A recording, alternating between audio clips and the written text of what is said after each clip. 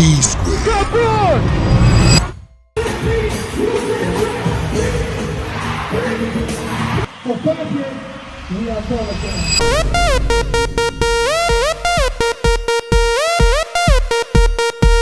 Peace Square, we back again. For almost 2 decades, millions of people watched the Okoye twins, Peter and Paul, perform as though they shared one mind.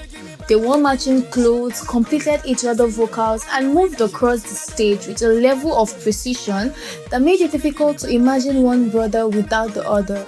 And together they became Peace Square, the group whose love song accompanied countless African weddings, whose dance record took control of clubs and parties, and whose music videos showed a generation that Nigerian pop could be as ambitious, polished, and visually commanding as anything coming from abroad.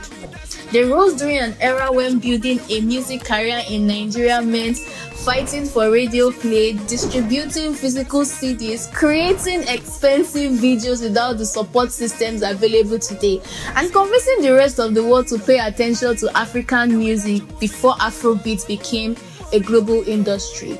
And somehow, they succeeded. They sold millions of records, filled major venues outside Nigeria, entered the European charts, performed before more than 100,000 people in Morocco, and collected awards that confirmed what their fans already believed. For an entire generation, Peace Square were not merely among Africa's biggest artists, they were that standard against which others were measured. Then at the height of everything they had built, the brothers separated. For 4 years, Peter became Mr. P, Paul became Rudeboy, and the group that appeared inseparable was divided by disagreements involving creativity, management, money, and family. When they finally embraced again in November 2021, millions of fans believed they were watching the end of one of African music's most painful feuds. But years later, Peter would make a startling declaration about that moment. According to him, what the public celebrated as the return of Peace Square was never originally meant to be a musical reunion.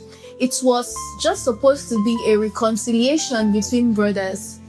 Behind the embrace were unresolved questions, royalty payments, catalog income, management control, company accounts, and Northside music, which Peter alleged received almost $1.2 million between 2017 and 2023.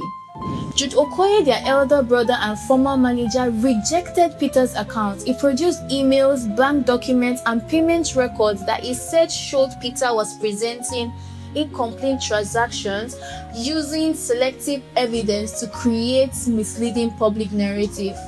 One brother describes a long-running betrayal built around secrecy and missing accountability. Another says the evidence has been distorted and removed from its proper context. Now, to understand how three brothers who built one of Africa's most important music empires reached this point, we have to return to a time before fame, before money, and before Peace Square even had a name.